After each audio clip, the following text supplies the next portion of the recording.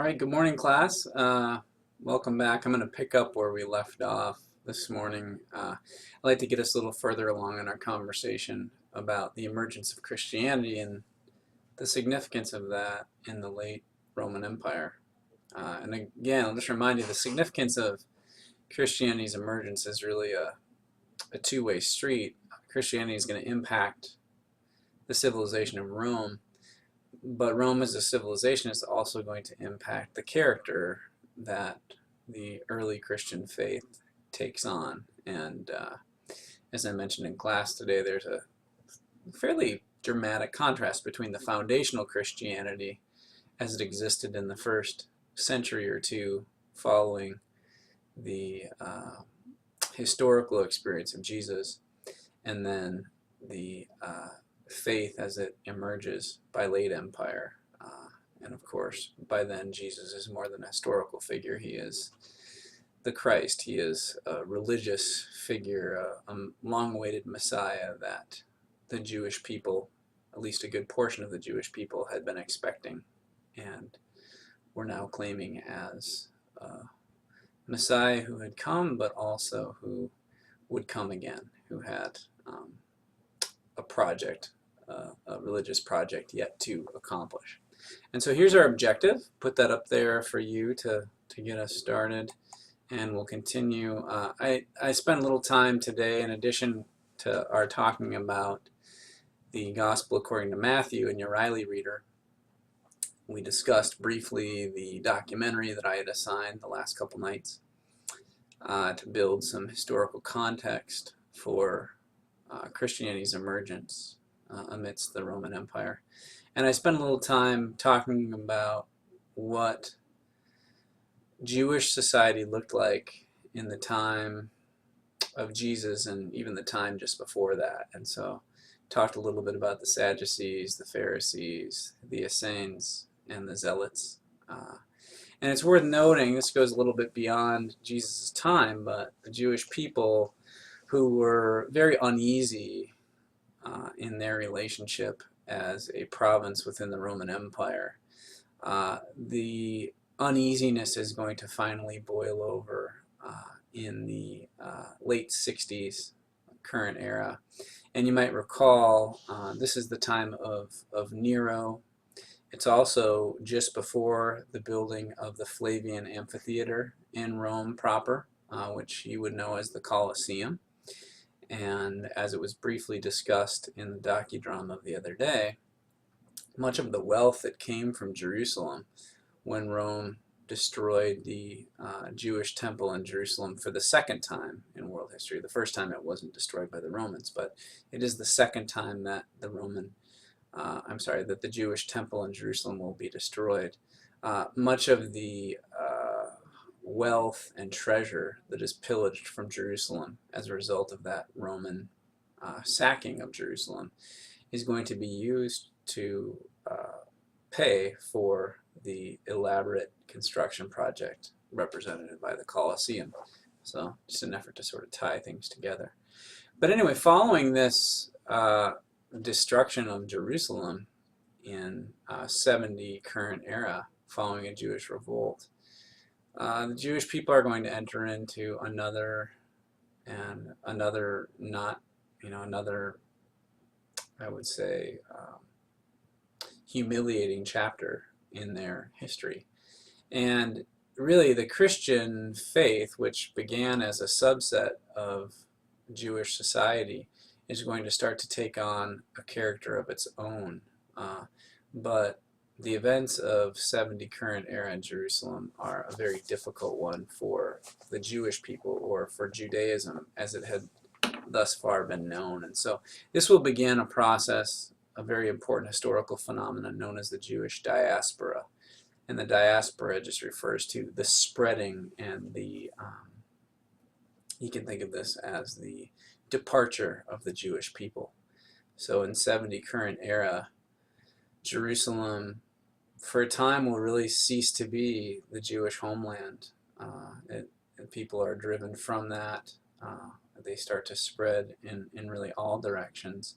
And of course that's important because in our modern history, in 1947 when the United Nations declares the nation of Israel, the state of Israel, it will represent sort of a return of the Jewish people to their once proud homeland. More on that as the year progresses. Okay, so moving on. Foundational Christianity. I want to talk a little bit about this. I mentioned that term in class today, but want to just talk a little bit about sort of what Christianity in its sort of initial sense looks like. Foundational Christianity really builds very much from the historic and religious figure of Jesus. Historic, the figure Jesus; religious, Jesus Christ. And important to this early promise of Christianity is this idea of salvation. And this is a little bit of a twist, a little bit of a break from traditional Jewish belief. If we go back to the covenants of the ancient Hebrews, really the promise that Elohim makes with Abraham is that his people will be blessed. But there's not much of a reference to any promise of an afterlife, and that really comes later on. In fact, it most likely arrives from the experience that the Jewish people had while in captivity in Babylon.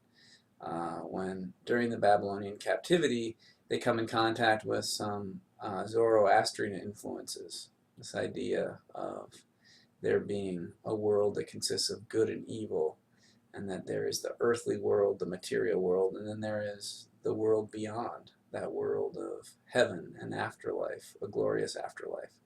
And so these ideas are becoming closely tied to this early Jewish offshoot, which will increasingly become known as Christianity. At first, it's known as the Jesus movement or the Jesus followers.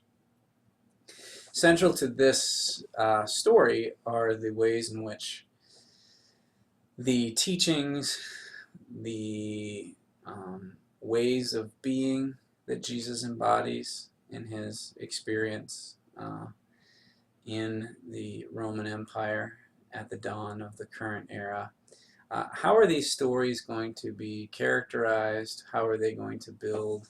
How are they going to win converts? How are they going to convert this small sect of Judaism into a world religion, which of course is what Christianity is now? And central to that story are the apostles and the Gospels. And as I mentioned in class, the Gospels aren't actually going to be recorded until a good half century after Jesus' death. And part of the explanation for that, at least among theologians and some historians, is that in the early going, those who followed Jesus and were still alive in the immediate aftermath of Jesus had the belief that a final day, an apocalyptic event, was soon to visit the world. And in such case, why would one record books telling of the story of Jesus for posterity if there does not appear that there will be a posterity? Okay, so that's an important thing to at least consider as part of the logic of the events in the immediate aftermath of Jesus.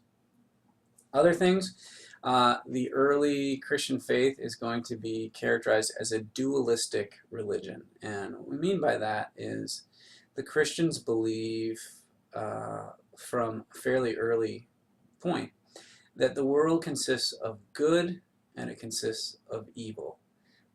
That essentially there is a tendency within humans to be either good or to be evil.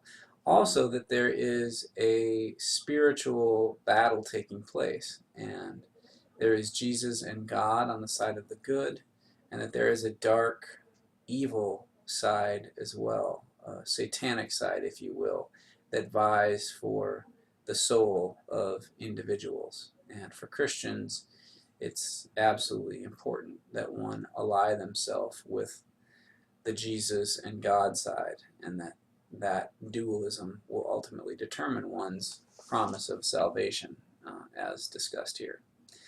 Also, it's worth noting that the Christian faith is a transcendental religion. And what it means is the Christian's job or responsibility is to transcend the world in which they live. The material world in which everyday humans exist is a small part of a much larger story, that one would be much better suited to place their emphasis upon the sort of divine and internal aspects of the world, that world that exists beyond this one. And therefore, your earthly existence is something to be transcended. It's a set of obstacles or hurdles that one is to clear. And one clears this by placing their emphasis upon the divine and the eternal. And you do this by paying attention to the good. You follow the teachings of Jesus. You very much focus your efforts not on the immediate pleasures of this world, but on the divine and eternal pleasures of a life close to God, and one that pays respect, allegiance, and loyalty to the Son of God, Jesus. Pardon me. Another critical feature of Christianity, and this is something where we could go back and talk even of some of the ancient Greek influences, and I'll probably speak a little bit about this in class tomorrow, but this idea of agape. The ancient Greeks had essentially three different words for love. One was eros, and eros is sort of, as you might gather, erotic, right? That love that sort of comes from impulse and pleasure, more like a passionate sort of sexual love. They also had philos, which is the love of something sort of in the abstract, like if I'm a bibliophile, bibliophilo, I am a lover of books. Okay, so if I love that dress, I am showing philos. It's sort of you could say a light version of love. But the final term that the Greeks used was agape. And agape love is, we could describe it as unconditional love. That love that, our best guess at that would probably be the love that a father or mother has for his or her child. It's a love that gives without the expectation of anything in return. It's a love that really can't be diminished or broken, regardless of what the loved one does or how he or she behaves. And for the Christians, that perfect love, that love, agape love, was one that they attached to God and Jesus. And that's something evident in the sacrifice that Christians believe that Jesus was given as a sacrifice by God to atone for the sins. Think of that as the dualistic evil or the dualistic failures of humanity. And so that sacrifice of Jesus by God for the salvation of humanity is the finest expression of that agape love.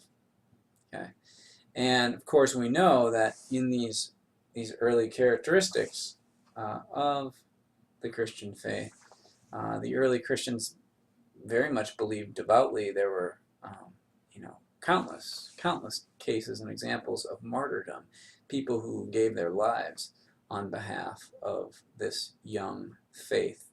And the persecutions at times that the Roman authorities inflicted upon the followers of Jesus and the Jesus movement was effective in winning for that movement greater adherents, greater followers, and a wider following.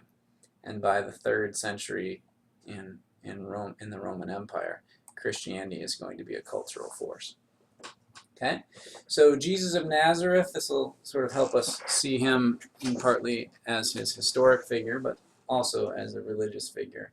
Jesus, in his teachings and his conduct and behavior on earth, doesn't give us a whole lot to go on, but the few things that we have that are recorded, in a few different religious texts are somewhat noteworthy. I mean, we could say that in many respects Jesus was something of a radical reformer. And by radical, I mean he was showing